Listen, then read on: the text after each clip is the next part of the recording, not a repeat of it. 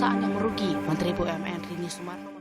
Setiap tahun, negara kita memiliki ratusan BUMN yang strategis, tetapi mengapa justru banyak yang merugi? PLN merugi katanya karena tarif yang ditahan, Pertamina tekor katanya akibat subsidi, BUMN Karya mengap-mengap karena utang proyek, dan dibalik semua itu, kursi-kursi direksi dan komisarisnya ramai diisi titipan politik, bukan profesional industri. Skandal demi skandal mencuat mulai dari investasi yang gagal, proyek mangkrak, laporan keuangan yang dipoles, dan uang negara lenyap dalam diam. Dan ironisnya, meskipun merugi, sebagian besar BUMN ini tetap disuntik modal dan dijaga mati-matian.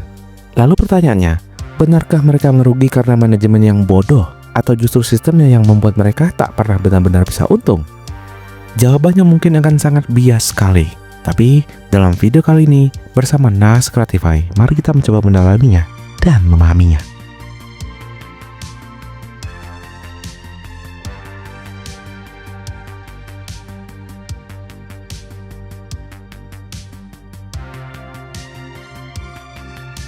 Penyakit kronis yang menyumbang inefisiensi BUMN strategis adalah budaya politis dan birokratis dalam pengelolaannya.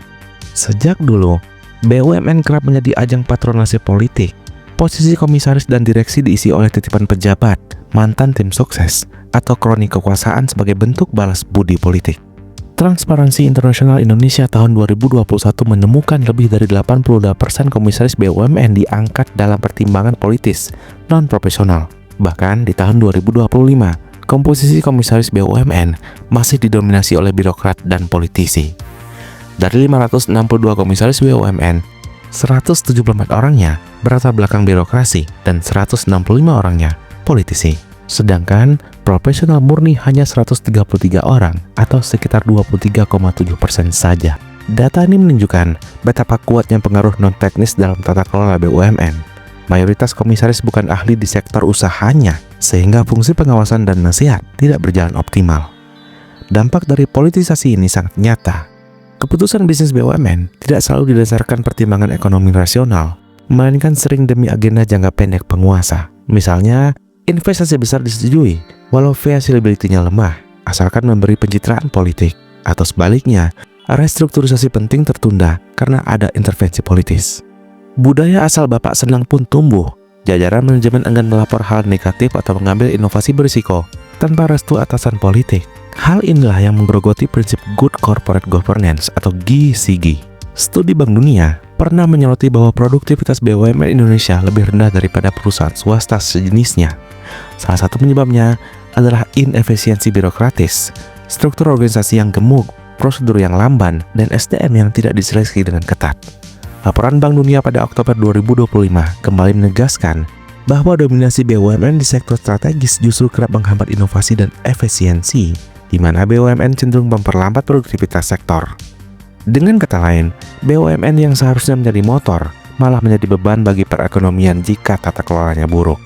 Pemerintah sebenarnya sudah menyadari masalah ini. Beberapa inisiatif pun diambil, misalnya program talenta BUMN untuk rekrutmen direksi dan komisaris lebih profesional, aturan larangan rangkap jabatan bagi pejabat aktif, hingga pembubaran BUMN zombie yang syarat titipan. Namun, membalik kultur tentu butuh waktu dan komitmen yang kuat. Depolitisasi BUMN menjadi prasyarat apabila ingin BUMN yang sehat dalam jangka panjang.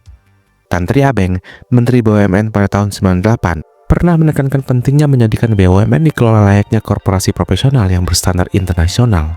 Karena tanpa intervensi politik, BUMN bisa fokus efisiensi dan profitabilitas yang wajar. Begitu pula mantan Menteri Rini Sumarno, meski kontroversial, ia berdalih utang untuk membesarkan perusahaan dan pembangunan itu tidak masalah selama kalkulasinya benar, selama semuanya dikelola dengan profesional. Sayangnya, idealisme tersebut sulit terwujud jika lingkungan sekitar BUMN masih kental dengan politik. Contoh paling konkret efek negatif patronasi adalah kasus penyelundupan Harley Davidson oleh Dirut Garuda pada tahun 2019 lalu. Saat skandal itu terkuak, publik juga menyoroti komposisi komisaris Garuda yang berisi figur-figur titipan berbagai instansi. Ada yang dari istana, staf khusus, dan lain-lain. Namun semuanya gagal mengawasi tindakan direksi. Ini tentu saja menimbulkan pertanyaan soal akuntabilitas internal. Laporan TII pada tahun 2025 menyimpulkan, mayoritas komisaris berlatar belakang birokrat atau politis ini akan menjadi masalah karena due diligence diabaikan. Banyak yang tak punya pengetahuan memadai di bidang usaha BUMN tersebut. Selain itu, birokratisme di BUMN juga membuat adaptasi bisnis lambat. Contohnya, untuk merespon disrupsi teknologi, BUMN sering kalah cepat dengan startup swasta karena pengambilan keputusan yang berjenjang dan aversi terhadap risiko. Biaya operasional BUMN membengkak oleh hal-hal seperti kelebihan pegawai. Terkadang ada tekanan politik untuk mempertahankan pegawai demi mengurangi pengangguran, pengadaan barang yang tidak efisien, dan yang lainnya. Dan yang pasti semua itu menekan margin laba. Ketika ruang menaikkan tarif atau harga terbatas, satu-satunya cara untuk menjaga laba adalah efisiensi internal. Sayangnya, efisiensi inilah yang sulit dicapai jika budaya perusahaan masih seperti birokrasi pemerintah.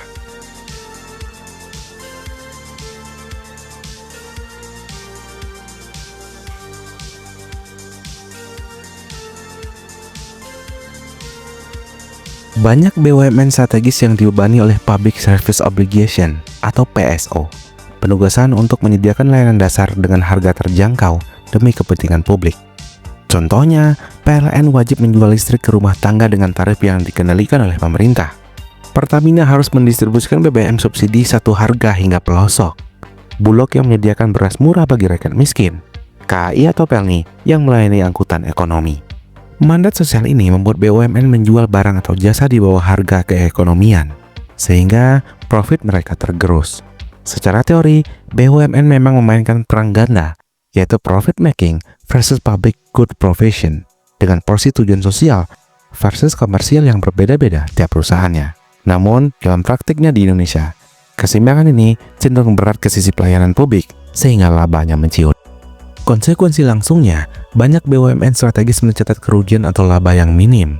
Laporan Kementerian Keuangan pernah mengidentifikasikan bahwa BUMN yang menjalankan PSO umumnya tergolong merugi, sehingga pemerintah harus memberikan subsidi dan suntikan modal untuk menutupinya. Badan Pemeriksa Keuangan atau BPK pun menemukan bahwa sekitar 24% faktor kerugian BUMN disebabkan oleh kewajiban pelayanan publik yang belum terselesaikan atau terbayar oleh pemerintah.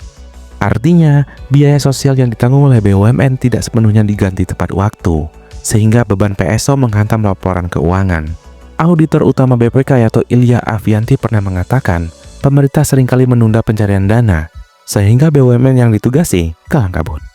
Kasus nyatanya, misalnya PT KAI dan Pelni yang terlambat menerima subsidi tiket ekonomi hingga kuartal akhir tiap tahun. Dampaknya, BUMN terpaksa menompoki dahulu biaya PSO dengan kas atau utang jangka pendek yang membuat laporan keuangan terlihat merah. Dilema pun muncul.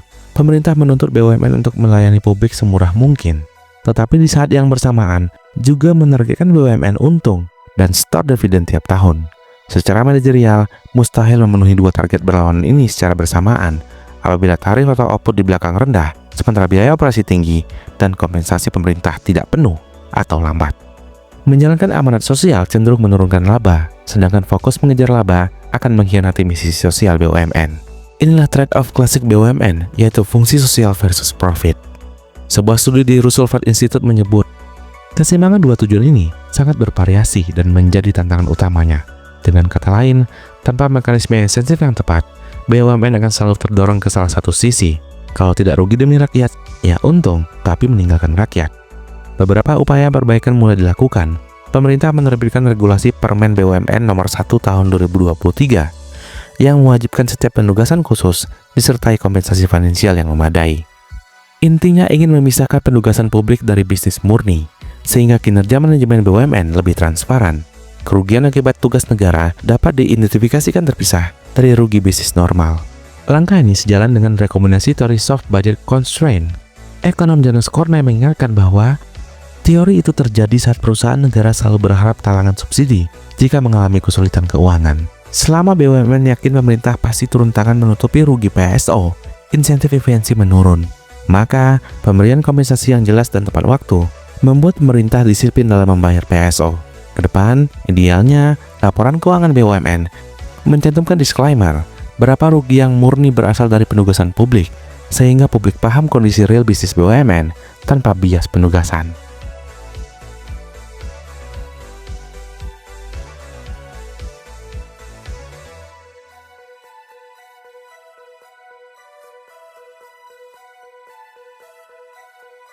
Selain PSO, beban lain datang dari pendugasan proyek infrastruktur besar-besaran.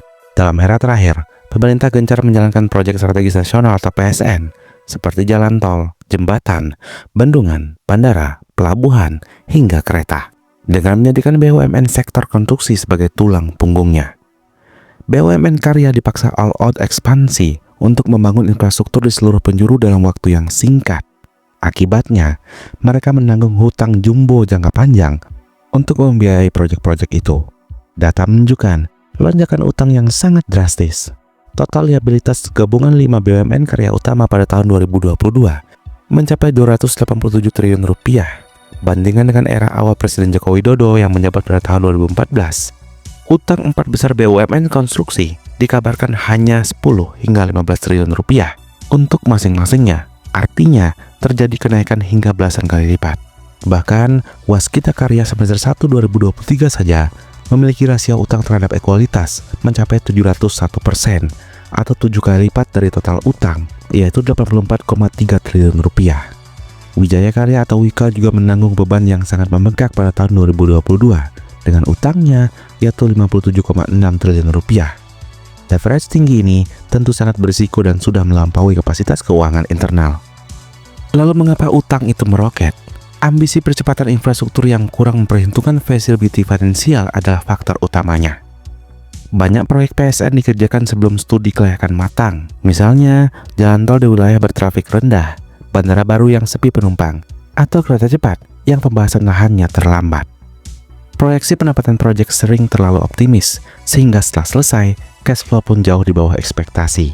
Sementara, utang yang harus dipakai membangun tetap harus dibayar berserta bunganya. Contoh nyatanya, Hutama Karya ditugasi membangun tol Trans Sumatera sekitar 2.700 km yang secara bisnis tidak layak.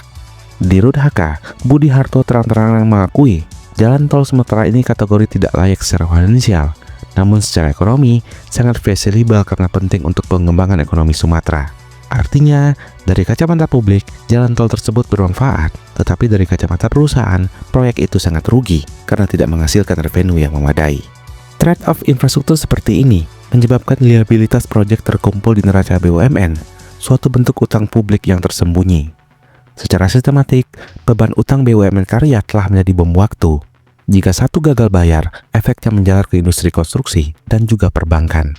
Dan tanda-tanda itu sudah mulai terlihat beberapa tahun terakhir. Waskita Karya dan Hutama Karya mencatat rugi yang besar secara beruntun. Waskita rugi sekitar 7,3 triliun rupiah pada tahun 2020 dan 1,09 triliun rupiah pada tahun 2021. HK rugi 2 triliun rupiah pada tahun 2020 dan 2,4 triliun rupiah pada tahun 2021. Pada tahun 2022, 3 BUMN Karya seperti Waskita, HK, dan Wika kembali merugi total triliunan rupiah juga. Arus kas proyek itu sangat seret membuat BUMN Karya kesulitan bayar utang tepat waktu yang memaksa restrukturisasi besar-besaran.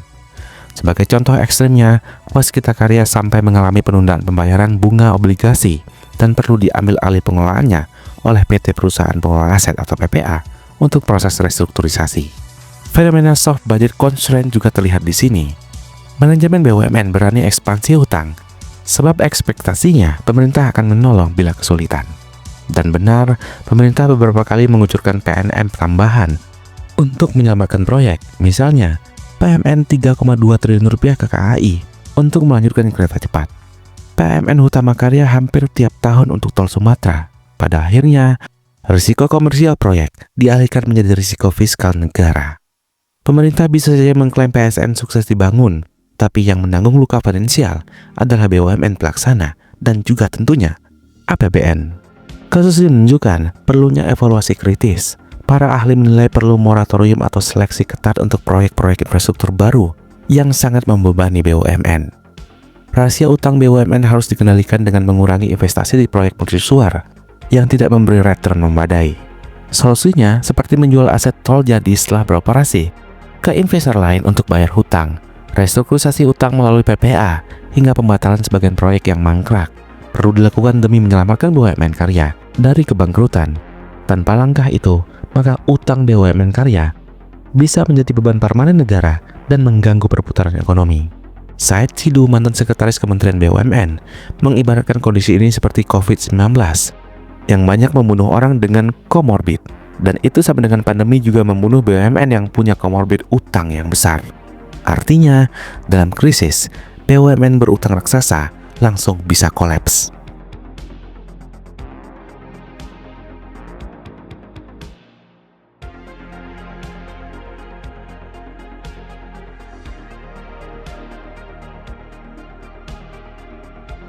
BUMN strategi di sektor energi dan transportasi seperti Pertamina, PLN, PGN, Angkasa Pura, Pelindo, dan Garuda Indonesia menghadapi karakter tantangan yang berbeda lagi.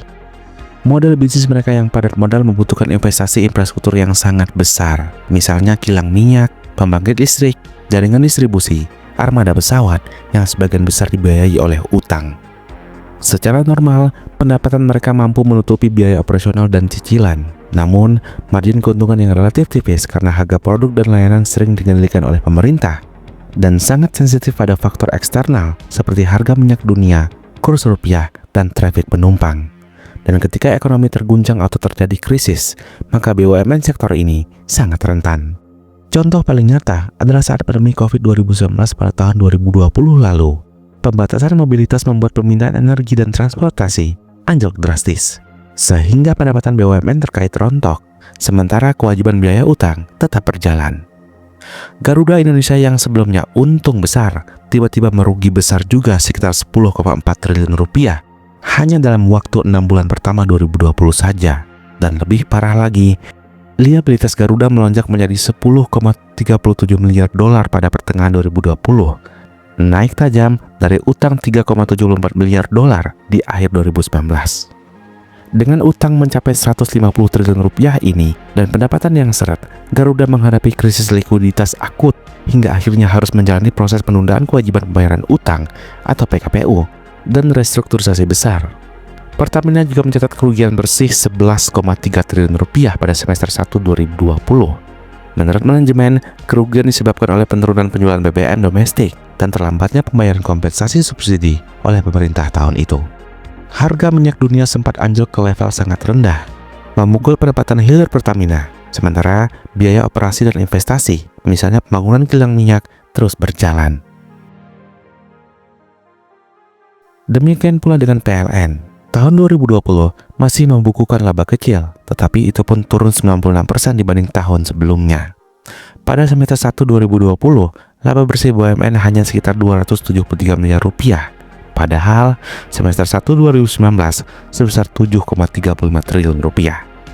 Anjloknya laba PLN terutama akibat rugi selisih kurs rupiah menjadi 7,8 triliun akibat pelemahan tajam rupiah. Beban kurs ini timbul karena banyak utang PLN dalam dolar Amerika Serikat untuk pembangunan pembangkit listrik dan impor energi. Sementara tarif listrik domestik pun tetap, sehingga ketika rupiah melemah, PLN tekor di selisih kurs tanpa bisa langsung menaikkan tarif. Kondisi keuangan PLN sempat menjadi sorotan, meski pada akhirnya diatasi sebagian oleh kompensasi pemerintah dan penyesuaian tarif terbatas pada pelanggan tertentu. Kombinasi utang yang tinggi, margin tipis ibarat berjalan di atas tali. Begitu terjadi shock eksternal, BUMN ini kehabisan napas. Pemerintah terpaksa turun tangan dengan berbagai langkah penyelamatan, seperti restrukturisasi utang, misal obligasi global bond untuk Pertamina, dan restrukturisasi PKPU Garuda, suntikan PNM, misalnya ke PLN dan Pelindo, hingga pemberian governance garansi agar para BUMN ini bisa memperoleh pinjaman likuiditas. Dari sudut pandang teori keuangan publik, ini merupakan implikasi klasik dari soft budget constraint juga, di mana BUMN merasa aman berutang banyak selama ekonomi normal, dengan asumsi kalau terjadi krisis negara akan menalanginya. Namun, hal ini menciptakan risiko moral dan beban berat lagi-lagi untuk APBN. Masa pandemi memberikan pelajaran mahal. Ke depan, BUMN sektor energi atau transportasi harus membangun resiliensi keuangan yang lebih kuat. Misalnya, menjaga struktur utang dalam mata uang asing tetap terkendali untuk mengurangi risiko rugi kurs, memiliki dana darurat untuk contingency fund, dan melakukan lindung nilai. Selain itu, perlu model bisnis baru yang lebih adaptif. Contohnya, diversifikasi pendapatan Garuda tidak hanya bergantung pada penumpang, tapi juga kargo atau logistik. Atau PLN beralih ke energi terbarukan yang biaya operasinya lebih stabil. Tanpa pembenahan, setiap krisis ekonomi di masa depan bisa kembali menggerus BUMN strategi sektor ini hingga butuh diselamatkan lagi dan lagi oleh negara.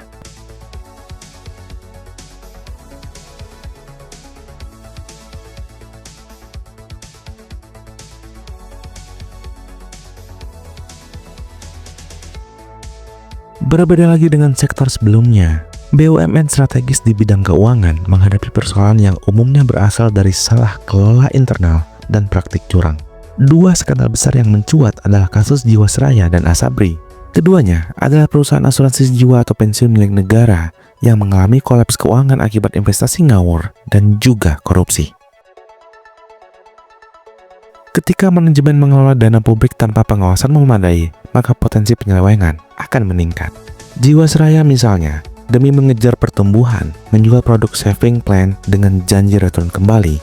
Premi yang terkumpul kemudian diinvestasikan ke saham-saham berkinerja buruk dan juga reksadana abal-abal. Banyak diantaranya kategori saham gorengan. Skema semu ini sempat ditutupi dengan praktik laporan keuangan agar terlihat sehat. Namun, akhirnya skema gagal bayar meledak pada tahun 2018-2019. Audit investigasi BPK menghitung kerugian negara akibat korupsi Jiwasraya mencapai 16,81 triliun rupiah. Kerugian tersebut berasal dari investasi saham yang rugi 4,65 triliun rupiah dan investasi reksadana yang berisiko sekitar 12,16 triliun rupiah yang diduga dilakukan secara melawan hukum. Angka ini sangat luar biasa besarnya, mencerminkan betapa aset nasabah Jiwasraya tergerus habis.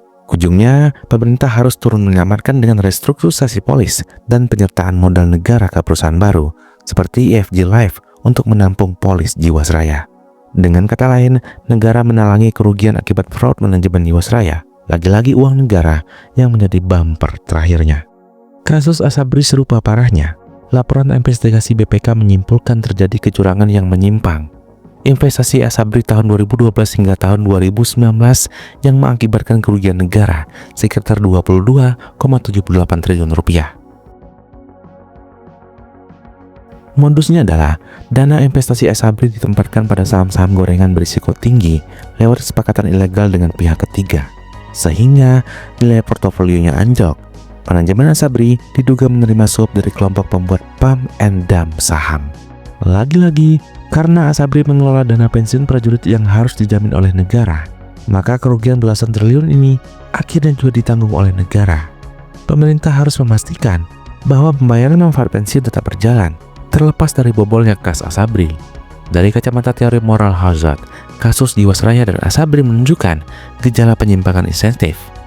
Manajemen mengambil risiko investasi liar karena ada implisit pemikiran bahwa perusahaan ini penting dan tidak mungkin gagal, terutama Asabri yang mengelola hak prajurit. Selain itu, pengawasan eksekutif seperti Kementerian BUMN dan OJK dan legislatif kurang ketat pada periode itu, yang memperparah agency problem. Ahli keuangan publik sering menggarisbawahi korupsi di BUMN efeknya ganda. Selain merugikan perusahaan dan nasabah, juga memukul keuangan negara dan kepercayaan publik. Uang triliunan rupiah yang seharusnya milik peserta asuransi pun hilang, dan APBN yang harus menutup lubangnya. Ini jelas mengurangi ruang fiskal pemerintah untuk belanja lain yang lebih produktif. Solusi kedepannya harus berfokus pada memperkuat tata kelola dan pengawasan.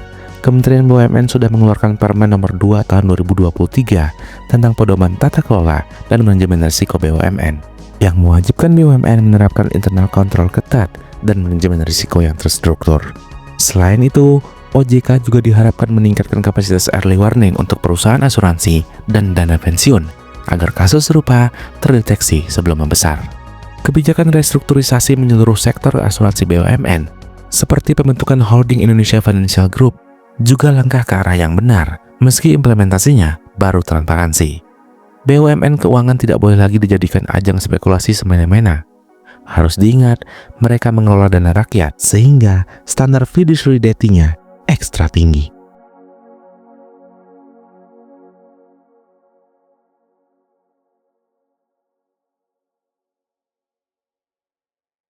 Dari uraian tadi, tampak bahwa kerentanan BUMN strategis merugi bukan semata kebetulan atau inkompetensi manajemen, melainkan berakar pada problem struktural yang sangat kompleks. Beberapa benang merah penyebab utamanya dapat dirangkum sebagai berikut. Pertama, mandat sosial yang sangat besar, kompensasi yang lemah. BUMN strategis dibebani kewajiban pelayanan publik, PSO, harga subsidi, dan lain-lain yang menggerus potensi keuntungan. Pemerintah sering tidak memberi convention fee yang penuh dan tepat waktu, sehingga secara akuntansi BUMN mengalami rugi dan laba menyusut. Contohnya, tarif listrik rumah tangga dan BBM yang ditahan di bawah harga keekonomian membuat PLN atau Pertamina kehilangan pendapatan sekitar puluhan triliun rupiah. Ketika kompensasi subsidi baru dibayar belakangan atau nilainya kurang, maka selisihnya akan menekan neraca BUMN, muncul sebagai utang jangka pendek atau kerugian berjalan. Selama mekanisme PSO belum diperbaiki, maka kinerja finansial BUMN akan terus tertekan mandat sosial. Kedua, utang jumbo demi proyek strategis politik. Demi ambisi infrastruktur dan proyek mercusuar pemerintah, BUMN strategis khususnya konstruksi, energi, dan transportasi dipaksa berutang jangka panjang dalam jumlah yang sangat masif. Banyak proyek yang secara finansial ternyata tidak layak, cash flow-nya rendah, ROI-nya kecil, sehingga utang tidak terbayar dari hasil proyek. Contoh, pembangunan tol di daerah minim traffic atau bandara baru yang sepi. Investasi triliunan rupiah tidak akan kembali sesuai dengan rencana. Begitu proyek seperti kereta cepat Jakarta-Bandung yang pembekakan biayanya membuat BUMN terlibat menanggung utang ekstra. Implikasinya, utang-utang ini akhirnya harus direstrukturisasi atau ditanggung negara. Dengan kata lain, risiko proyek berpindah menjadi risiko fiskal. Ini bersesuaian dengan konsep hidden public debt, di mana liabilitas proyek disembunyikan di neraca BUMN yang akhirnya muncul sebagai kewajiban pemerintah. Ketiga, tata kelola yang lemah dan intervensi politik. Good governance masih menjadi pekerjaan rumah besar di BUMN. Dominasi komisaris dan pejabat politis membuat pengawasan longgar dan sering menjadi konflik interest. Manajemen rentan tergoda praktik koruptif karena kontrol internal yang tidak independen. Kasus Jiwasraya dan Asabri menunjukkan bahwa tanpa tata kelola risiko dan kepatuhan, maka BUMN bisa menjadi ajang fraud yang merugikan negara puluhan triliun rupiah. Selain itu, intervensi politik membuat BUMN tidak lincah.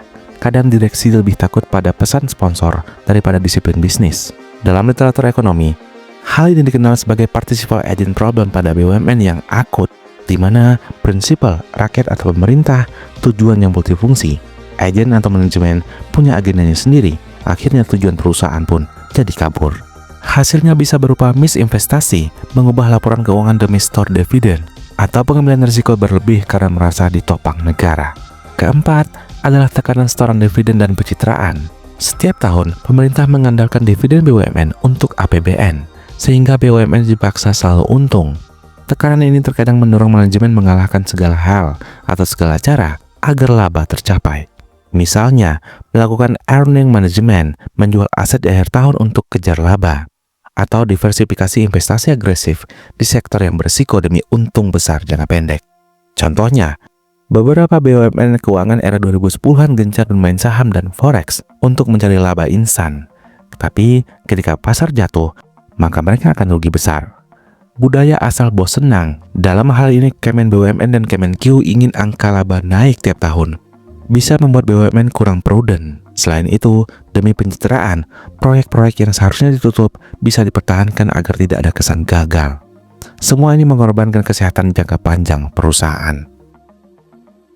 Terakhir, inefisiensi operasional dibanding swasta. Banyak BUMN masih membawa warisan struktur organisasi yang gemuk, keputusan yang berjenjang, dan kurangnya budaya meritokrasi yang berdampak pada produktivitas karyawan yang lebih rendah daripada swasta. Bank Dunia mencatat, dominasi BUMN justru bisa menghambat inovasi karena sektor swasta jadi kalah bersaing. Dari sisi biaya, BUMN sering memiliki overstaffing, pengadaan barang dan jasa yang tidak kompetitif, dan berbagi legacy cost, misalnya pensiun pegawai lama, yang menambah beban. Sementara itu, pricing power mereka terbatas karena banyak harga yang diatur oleh pemerintah. Jepitan biaya tinggi versus harga terbatas ini jelas menekan margin keuntungan, dan jika terjadi sedikit saja misalokasi atau pemborosan, laba bisa langsung hilang. Bandingkan dengan perusahaan swasta yang lebih leluasa memangkas biaya dan menyesuaikan harga. Inefisiensi membuat BUMN kurang resilient terhadap guncangan ekonomi maupun persaingan global. Semua faktor di atas saling terkait satu sama lain, menciptakan beberapa masalah baru. Misalnya, intervensi politik membuat proyek tidak layak dijalankan yang menghasilkan utang dan rugi. Lalu, karena rugi tidak bisa di-store dividen sehingga manajemen ditekan mencari laba dengan cara yang tidak sehat. Lalu, muncullah kasus korupsi yang memperparah kerugian, dan begitulah seterusnya. Memutus lingkaran setan ini membutuhkan reformasi yang menyeluruh yang konsisten. BUMN strategis adalah tulang punggung perekonomian dan alat negara untuk mensejahterakan rakyat. Namun, seperti yang diuraikan tadi, mereka kerap berada di persimpangan antara misi sosial dan tuntutan komersial. Akan sangat mustahil masalah ini selesai dengan solusi yang biasa-biasa saja. Diperlukan transformasi struktural, penataan ulang mandat dan kompensasi, disiplin fiskal atas utang, reformasi tata kelola, hingga perubahan budaya kerja. Beberapa kebijakan pemerintah di tahun 2023 menunjukkan niat ke arah itu, tapi implementasinya perlu konsistensi lagi. Tentu, menyehatkan BUMN bukan berarti melepas fungsi sosialnya. Justru BUMN yang kuat secara keuangan akan lebih mampu menjalankan tugas pelayanan publik secara berkelanjutan. Ibarat pesawat, masker oksigen harus dipakai sendiri dulu sebelum menolong orang lain. BUMN pun harus dibuat sehat dulu agar bisa terus menolong pemerintah dan juga rakyat. Pada akhirnya, harapan kita semua adalah BUMN strategis Indonesia dapat menjalankan double bottom line dengan sukses. Kinerja finansial positif sekaligus dampak sosial ekonomi yang signifikan bagi negara. Dengan manajemen profesional dan dukungan kebijakan yang tepat, bukan hal yang mustahil BUMN kita mencapai titik ideal tersebut. Semoga roadmap reformasi yang ada dapat dilaksanakan demi kemakmuran bersama.